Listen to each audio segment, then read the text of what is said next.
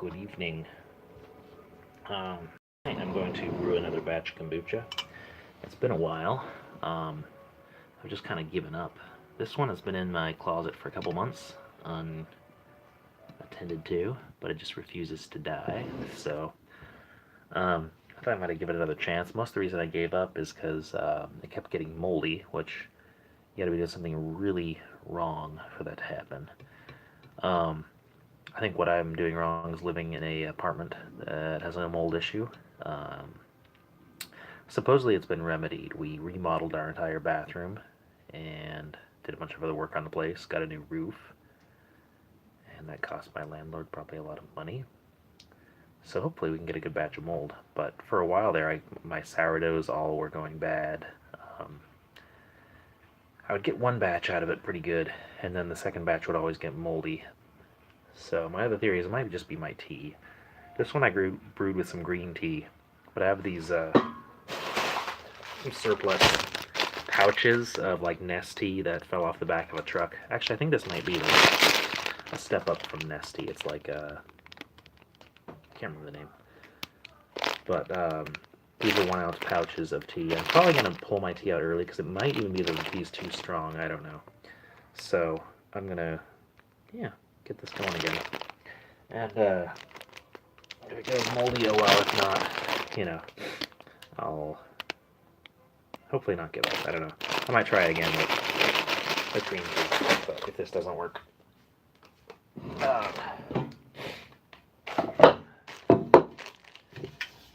Word on utensils and equipment. Light is not good. Okay. Make sure you get any soap out of there. Soap, and especially antibacterial soap, is not bacterial's friend, because this is a symbiotic colony of yeast and bacteria.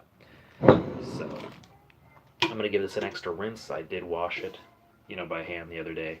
I just want to give it an extra rinse, make sure it's completely soapless.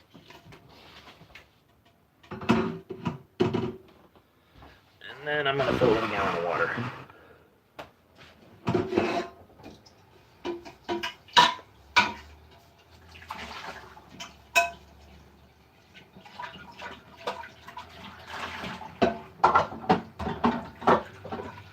Now, if you want to be all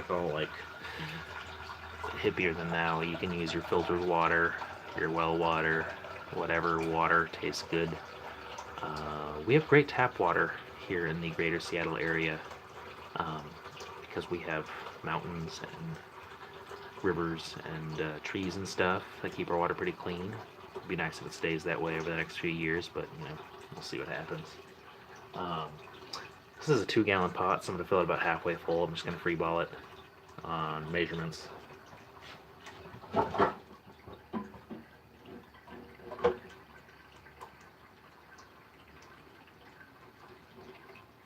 One thing we do have in our water is chlorine.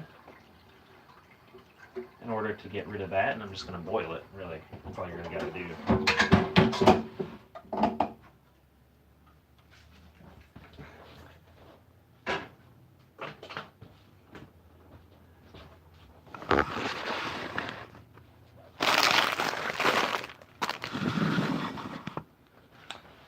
Pot there.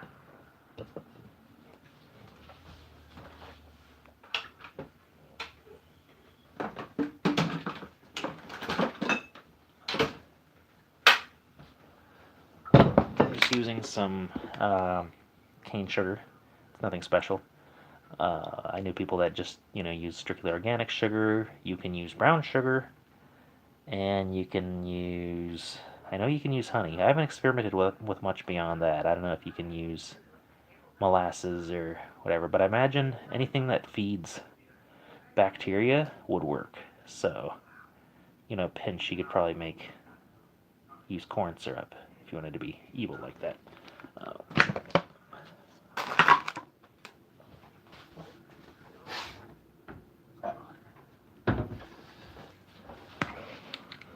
I'm going to do, for a standard batch, about 1 1/3 cups of sugar. I'm going to boil it so it all dissolves.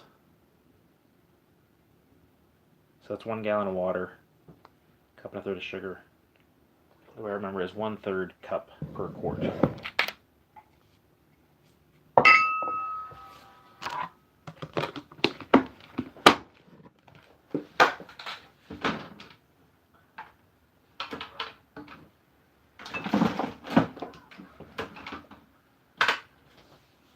It's on high heat for now. I'm gonna lid it for now just to get it to temperature, pressure.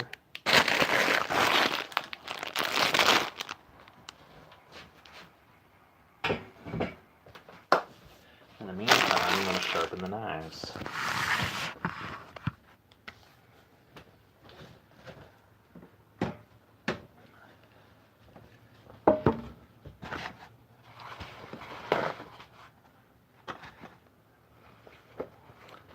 So there's a lot of different options when it comes to knife sharpening gadgets. I prefer just a stone, as a lot of the knife sharpening devices and stuff take off too much blade, or they take it off disproportionately. However, there's another system, I can't remember what it's called. It's like the Penske system, whatever, where it's it uses these rods that are actually very, very precise, and that one is a little more time consuming, but it's actually a very good system. Other than that, I'm not a big fan of electric knife sharpeners.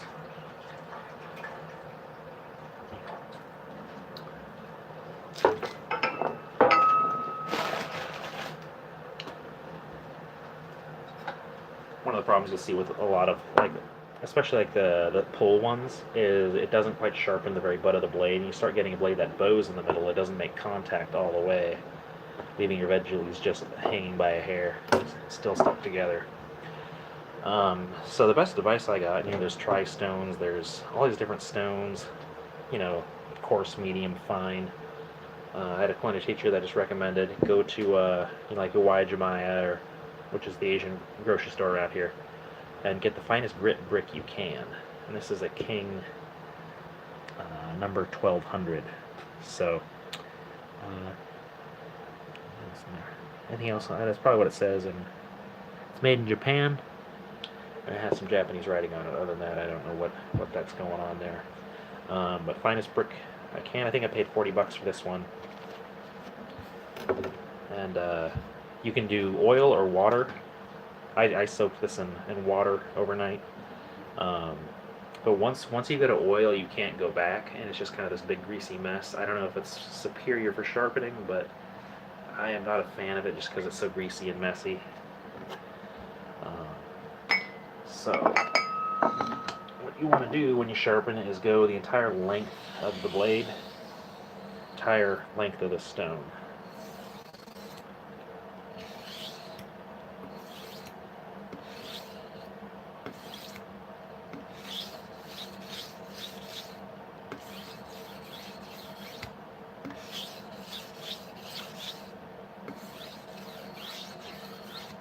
And the angle too varies depending on your knife. I usually do it by feel, but I'm going to kind of be at kind of what is that? Like a 15-20 degree angle, I want to say.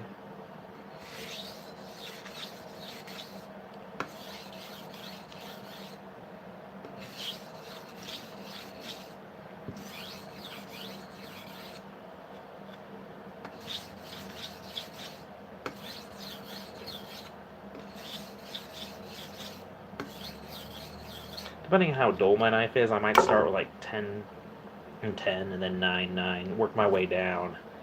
But going back and forth, because if you do it all one side and then do it to the other, your blade's doing something like this, where your blade will start to lip over the one way and start to lip over the other way, and it just doesn't feel sharp. It'll like catch from one way but not the other.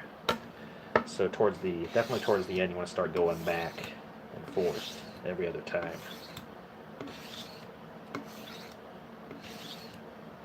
And these aren't too dull, I'm just giving it a little bit of a maintenance sharpen on them. Start to feel it catch my skin a little bit. Make sure you wash afterwards. There's a lot of metals coming loose here. Now, most people have a knife kit, and sometimes when they start to feel dull, they start using one of these. This only does so much, because this is not a sharpener, this is a honer. The stone sharpens the knife. What this does is help straighten the blade out. And so this is actually grinding down your blade. What this does is stretches it. You know, like I said, you can get that lip developed one way or the other. This sort of helps hone it to a point. And if you want to get really sharp, like if you're sharpening razors using a leather strop, what that's actually doing is it's actually stretching, because this is malleable. It's actually liquid, very solid liquid, but you're actually stretching out the point of your knife. And I do have a straight edge razor. I don't use it much because I just don't have the patience for it. But one thing I've learned is that you can strop it the night before, and that's what'll happen. Is it'll stretch out your blade to a nice fine point, but you leave it sitting overnight, and it stretches back, and it's not as sharp the next day, even though you didn't touch it. So what this does is this just helps kind of shape the blade and kind of, like I said, hone it to a point. But this only does so much. If your blade's not sharp, you know, if it's not getting sharp when you're honing it, you got to take it back to the stone. It's one of my oldest knives. I won this. I didn't win this. I won a cooking competition, and then for the next round they gave us a set of knives to compete with. So.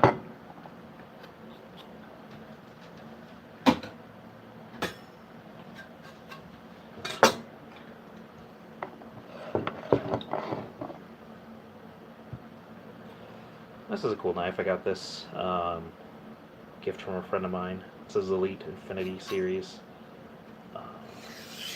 And this is my first time sharpening it. I haven't really felt the need to really sharpen it much. It's keep the edge very well. So I'm just giving a little bit of a maintenance sharpen before it even starts to feel dull. Because I like that sharpness, you know. This is one of my longest knives that I use.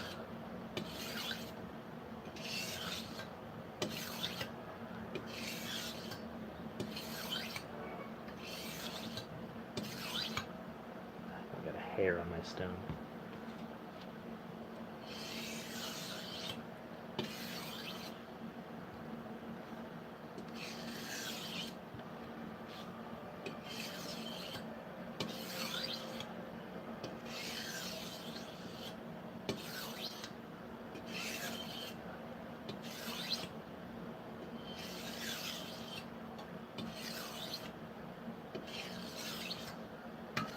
Something very meditative about this. I just love doing it. It seems like a chore, but then when you get into it, you're just like, yeah.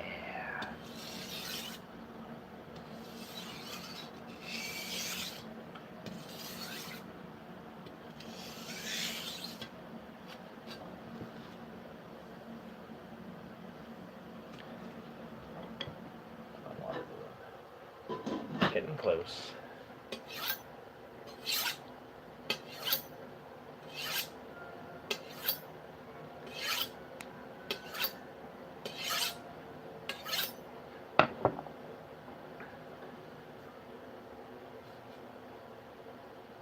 It's not quite shaven hair, but that'll cut me veggies.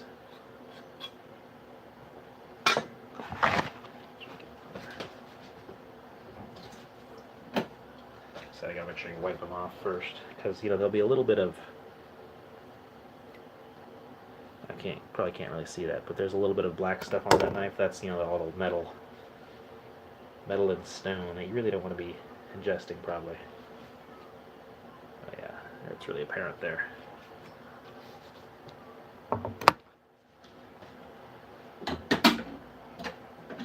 Other thing, I was kind of on the fence about knife magnets for a while, because someone was telling me it'll, like, you know, start to pull the layers of steel apart in your knife. I know that's not true. But what I did find out is that magnetized steel holds an edge better than unmagnetized steel. So just storing your knives on a magnet, they slowly become magnetized, and that's actually Good.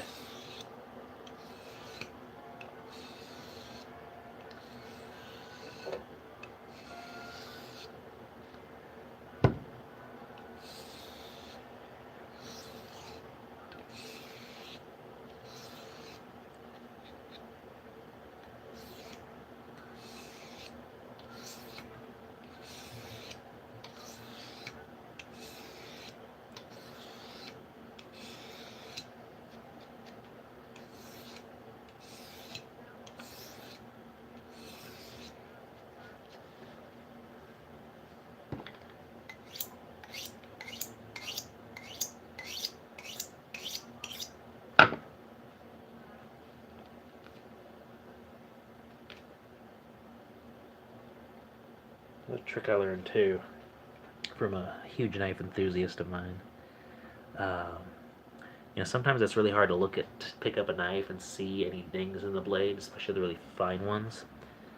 But there's something about holding it against human skin, the contrast between the color of the blade and human skin. It just illuminates all the little dings and stuff. I can tell there's a teeny tiny bit in this one, but that all just stands out against human skin.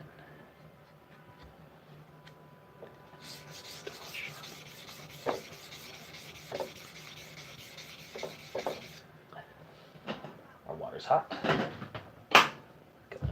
Pause here.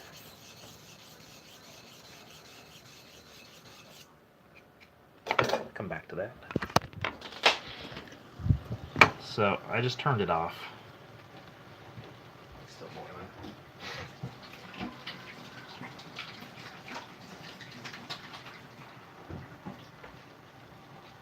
I'm gonna let it cool a sec before I ditch my tea in there. Go ahead and open this up. I'm gonna try something I haven't before. I'm gonna rinse the bag off. One thing I've seen in really high-end teas is sometimes they'll actually wash the tea before using it, like, dip it in hot water real quick and dump it out and then do a second batch. So that might, I don't know if that'll help at all with my issue here, but I'll give it a try.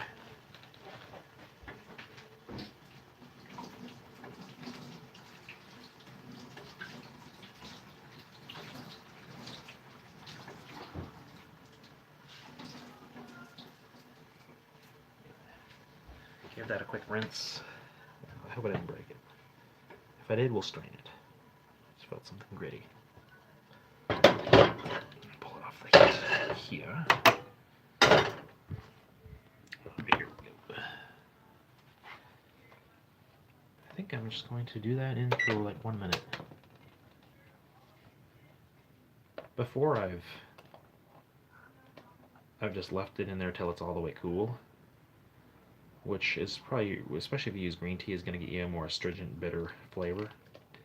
But this is a full ounce of tea, which is probably way too strong anyway. So I think I'm just going to dunk it for a minute and call that good. So like I said, I don't know if it's the strength of the tea, the age of the tea, and the fact this tea is just garbage that fell off the back of a truck somewhere.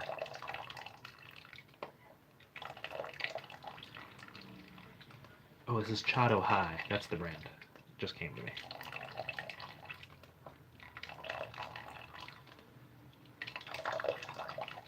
And if you want to take a look, this tea is already very dark. It's for iced tea, so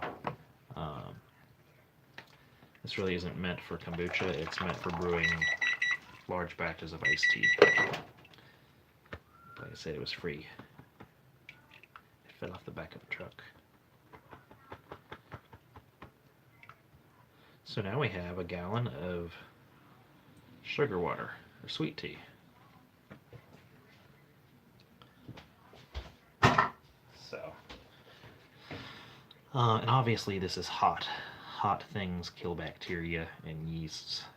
So if I add this right now to my kombucha, it's going to kill everything. So I'm going to let this cool for a bit. I'm going to put a lid on it, Um, just so it like no. Right now we're down with fruit flies. It's winter, but I don't want anything crazy getting in there, any fruit flies or anything funky. So I'm just gonna put a lid on it overnight and let it cool down all the way. And then we're gonna add it to our kombucha and to our culture, that is. And we're gonna leave a little of the liquid in there to kind of get it, keep going, get it acidic enough.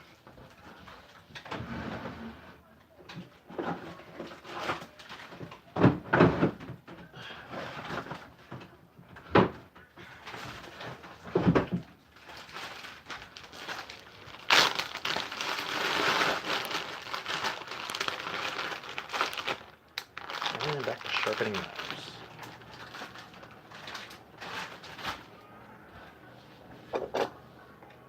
I'll just make it a little bit.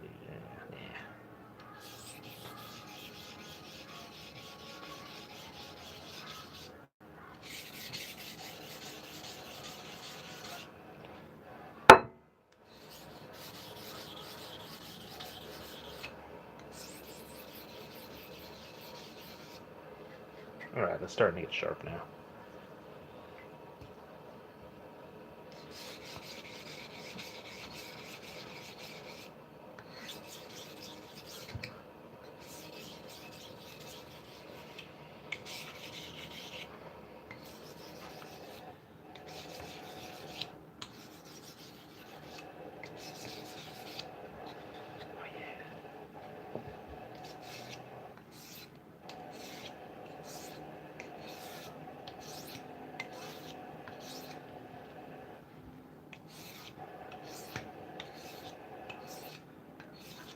Another thing too is you want to keep the stone even. You want to keep it planed.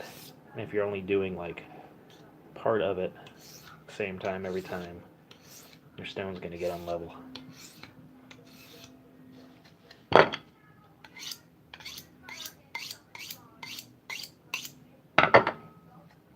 That's more like it.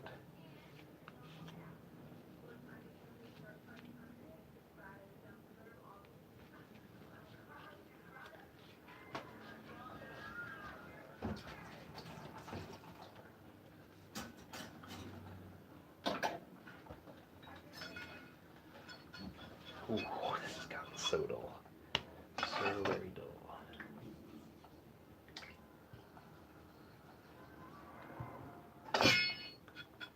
I do like KitchenAids though. If they ever get return policy, if I were to break this, they'll send me another one. So like, I've seen people take their shoons to work. Like, oh, don't touch my shoon, it's my baby. But I'm like, here, yeah, abuse this. Like it's your own child. And no one's broken one of my knives yet, but I'm not worried that they will because I can just have KitchenAid send me another one. It's great. And they keep their edge pretty well.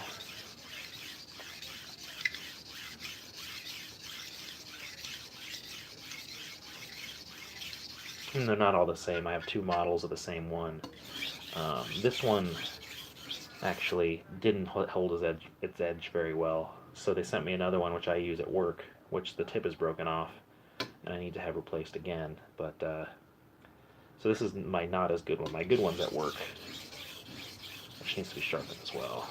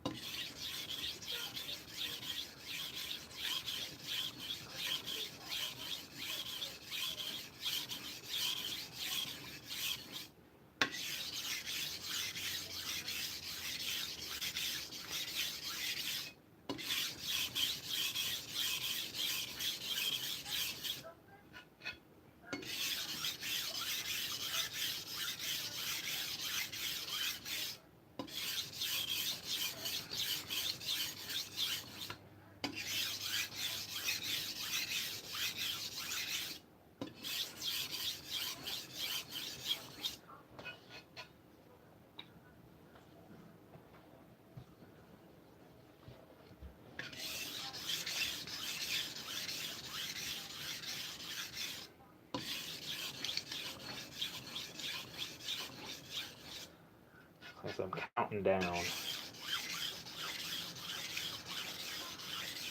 6, 6, 5.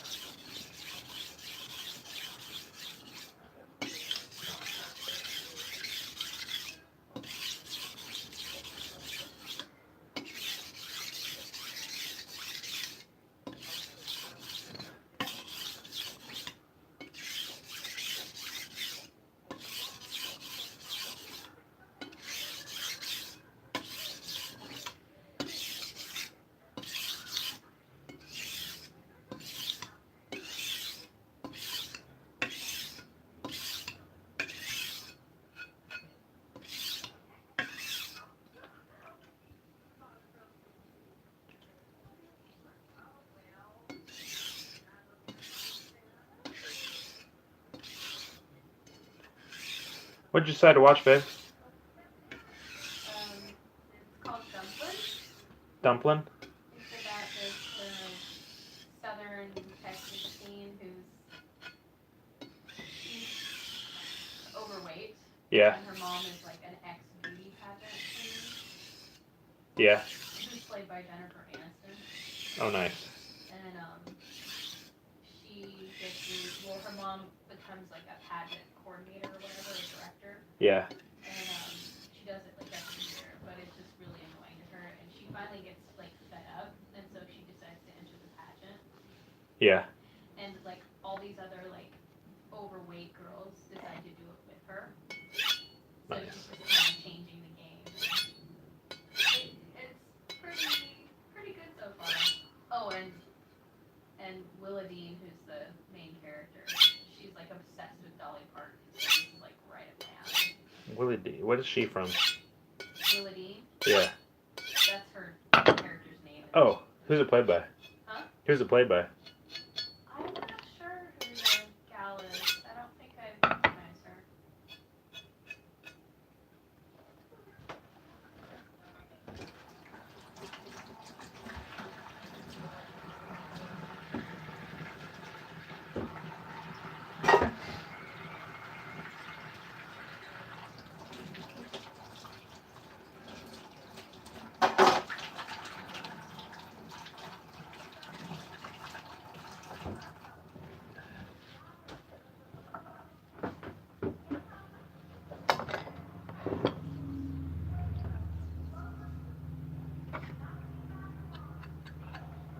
So ill.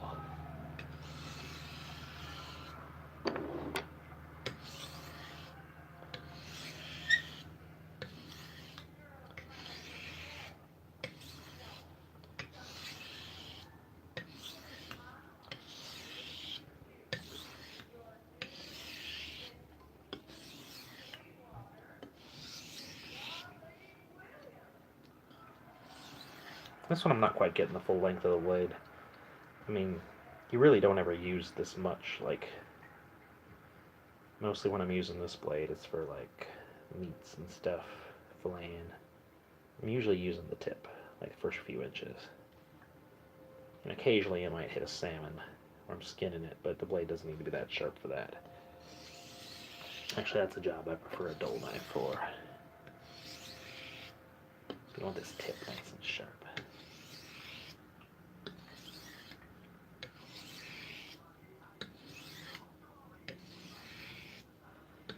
Problem is leaving this one in the open. It gets used for everything but meat. But that's okay. I have one I have reserved in my bag, locked away. And when I really do need a sharp knife, I got one.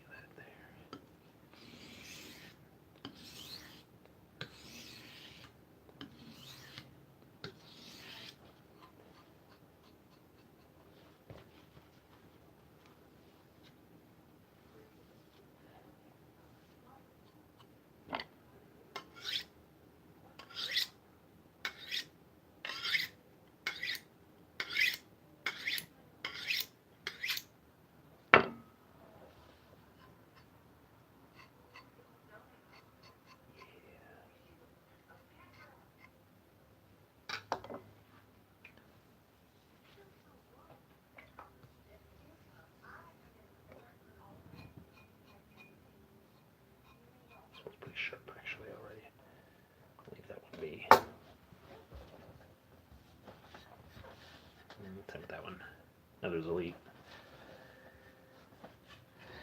Global vegetable knife. Still pretty sharp, but not as sharp as it could be.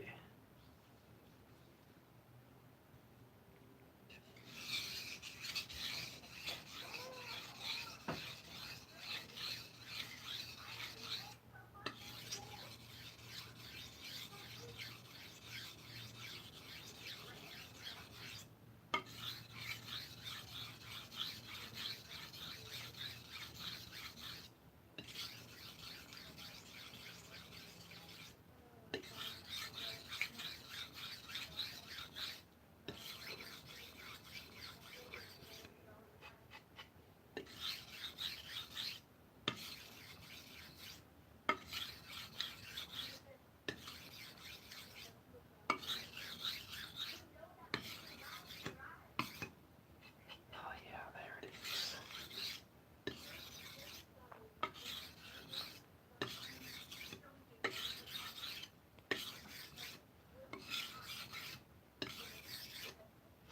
There's something, it's like a guitar string, you know, like you can hear it when it's sharp. It has a different sound.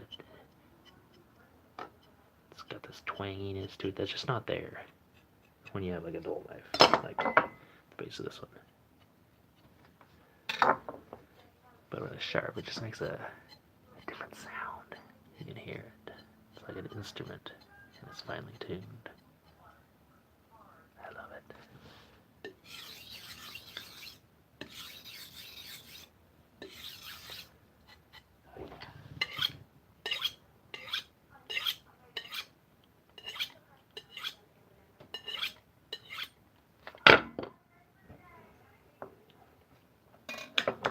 Give these a quick wash.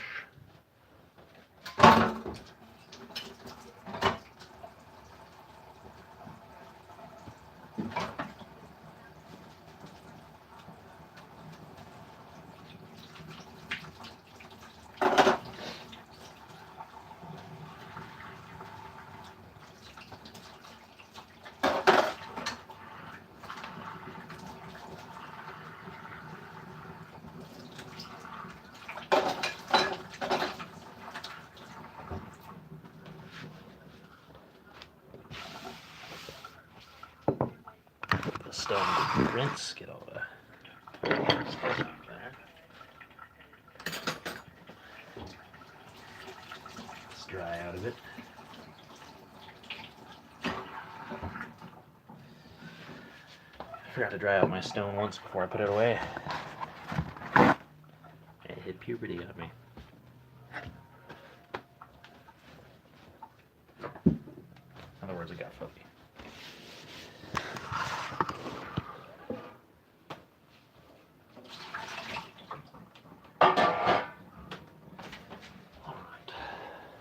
Kombucha here is still pretty warm. Like I said, I'm not too worried about the bacterial growth in there. And we just sterilized it. There's not a lot of like protein or nothing. Just gonna put that on there. We'll let it cool overnight, and then we're gonna add it to our culture in the morning.